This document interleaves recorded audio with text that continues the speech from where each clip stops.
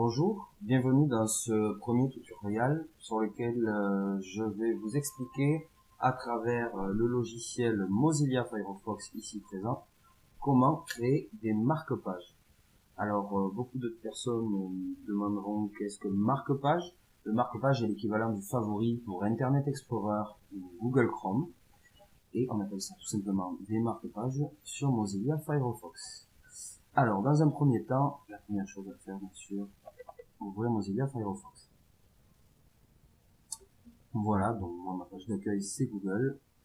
Vous pouvez définir celle que vous voulez. Une fois arrivé sur Google, pour définir un favori, il vous suffit simplement de rechercher le site de votre choix. Donc, en l'occurrence, nous allons faire l'essai avec YouTube. Voilà. Une fois que vous avez recherché le site, vous rentrez dedans. Alors, il faut toujours patienter avec Firefox que le rond bleu en haut à gauche arrête de tourner, arrête de charger. Donc, que le logo du site soit apparu, comme c'est le cas actuellement. Voilà. Une fois le site chargé, vous devez à présent l'enregistrer dans vos marque-pages. Alors, sur Internet Explorer ainsi que Google Chrome, dans la barre en haut, vous aurez d'afficher favoris. Ici, nous avons marque-page. J'ai pour principe d'expliquer aux gens qu'il serait plus simple d'insérer les marque-pages les plus fréquemment utilisés dans cette barre, ici, en dessous de l'adresse, qu'on appelle la barre personnelle, et de mettre les marque-pages les moins utilisés, du moins les moins fréquemment, par exemple les impôts ou autre chose que vous allez voir une ou deux fois dans l'année, dans le menu des marque-pages. Très bien. Donc là, nous allons voir comment insérer YouTube en marque-page dans la barre personnelle. Alors c'est très simple, regardez. Je vais vous surligner l'adresse du site pour bien que vous voyez la position. Nous avons l'adresse ici, surlignée. Nous avons ici le bouton précédent permettant de revenir à la recherche Google. Et nous avons entre les deux un ou plusieurs symboles. Si jamais vous vous retrouvez avec un seul symbole, tel qu'un i la plupart du temps, ou une petite sphère, vous avez juste à l'attraper, le glisser et le déposer dans la barre. Si vous vous retrouvez avec plusieurs symboles, tel que c'est le cas ici, prenez toujours celui de droite. Donc en l'occurrence le cadenas, celui le plus à droite, le plus proche de l'adresse internet.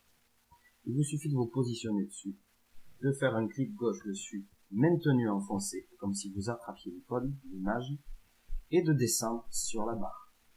Par la suite, relâchez afin de créer le marque-page. J'avais au préalable créé le marque-page Google. Vous voyez, quand je clique une fois gauche dessus, on revient rapidement sur Google. Et maintenant, un clic gauche, on arrive facilement sur YouTube. Voilà le principe de la création du marque-page. Quelques petites astuces. Exemple, si vous créez certains marque-pages, je prends l'exemple du Bon Coin.